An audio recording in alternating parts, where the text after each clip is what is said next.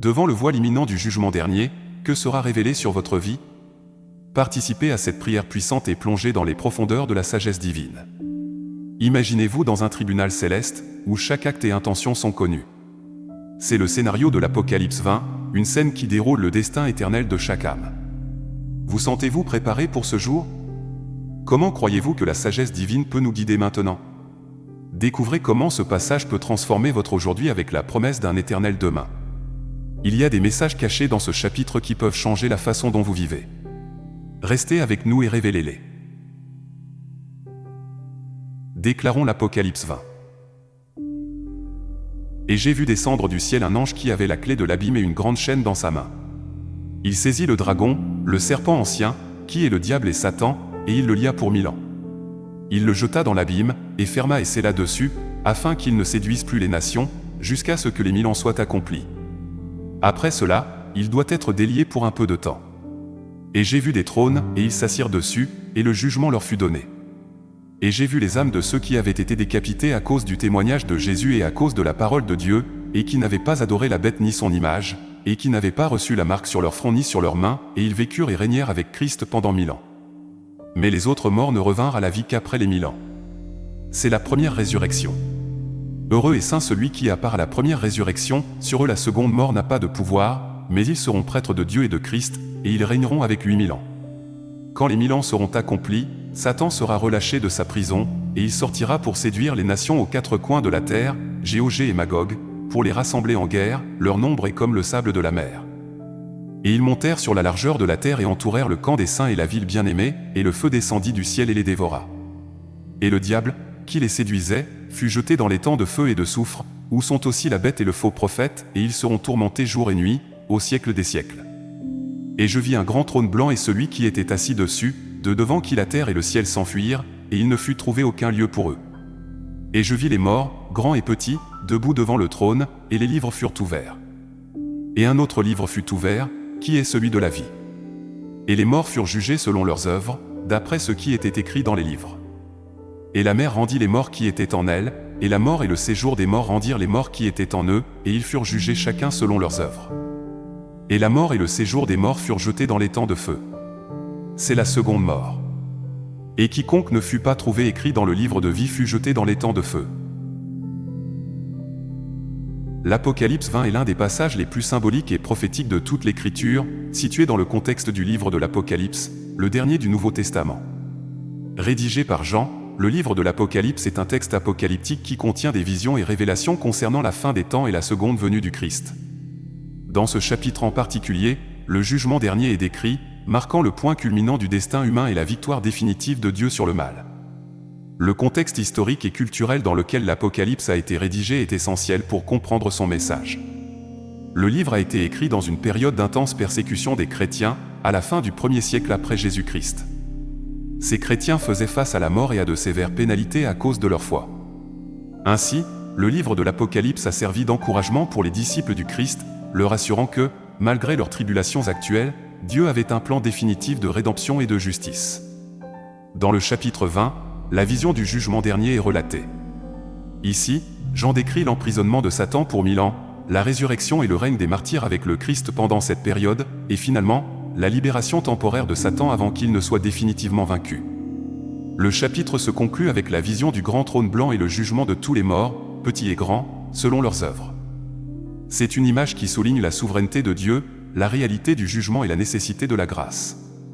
Nous avons choisi ce passage en raison de sa pertinence sur le thème du jugement dernier, un événement qui défie les croyants à vivre avec intégrité et foi. Le message central nous rappelle que nos actions ont des conséquences éternelles et que la vie présente est une opportunité de choisir le salut offert par Jésus-Christ.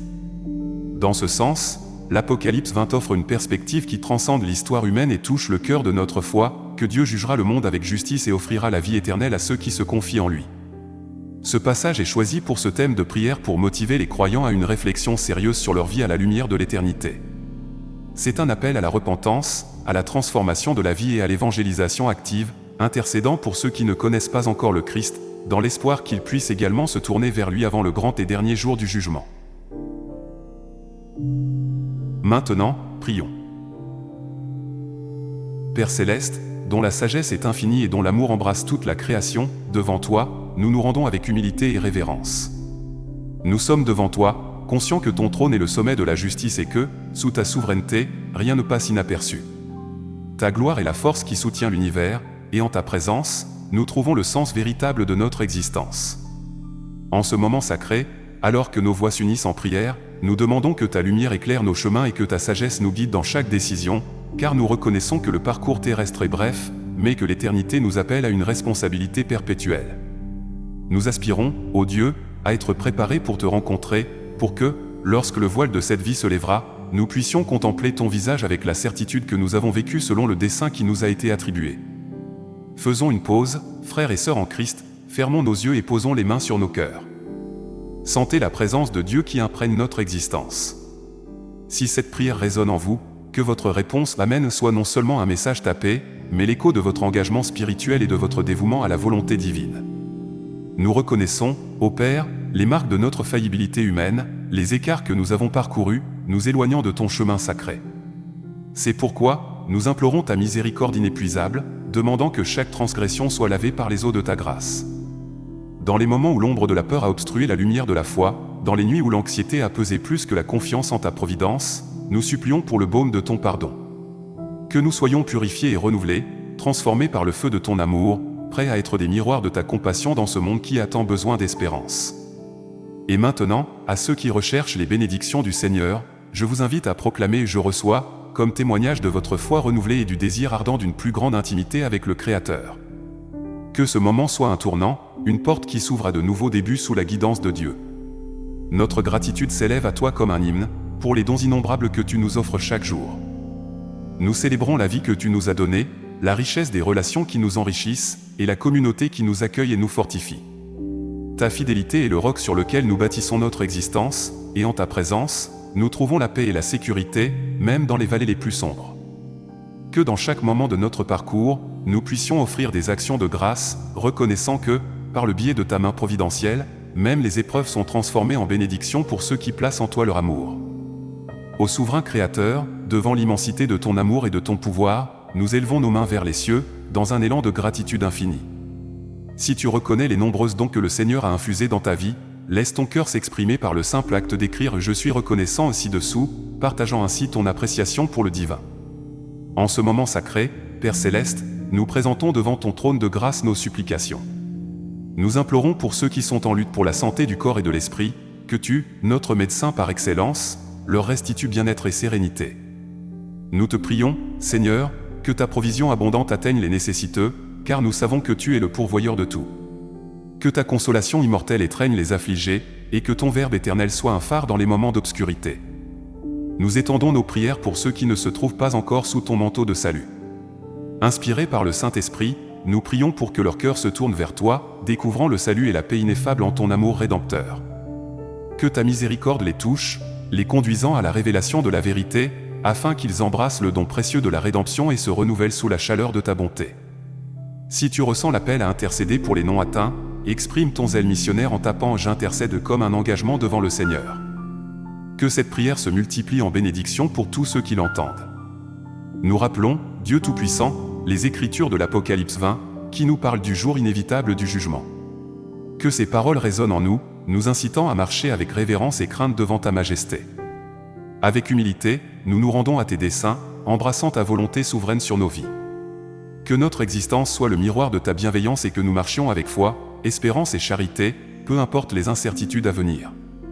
Nous concluons ce moment de communion spirituelle, confiant en ta compagnie incessante. Nous invoquons ta protection pour chaque âme qui se joint à cette prière, qu'ils sentent l'étreinte chaleureuse de ta protection divine, et que leurs existences soient touchées et transformées par ta grâce rédemptrice. Levons donc les mains en signe de promptitude à recevoir les bénédictions du Seigneur. Si tu aspires à accueillir la sécurité, la bienveillance et la paix du Très-Haut, exprime ton désir en écrivant « Je reçois » comme un acte de foi et de réception. Au nom sacré de Jésus-Christ, nous prions ainsi. Amen. Si vous avez aimé cette vidéo, abonnez-vous à la chaîne, activez les notifications, commentez et partagez. Je vous recommande également de regarder la vidéo qui apparaît à l'écran maintenant. Que Dieu vous garde.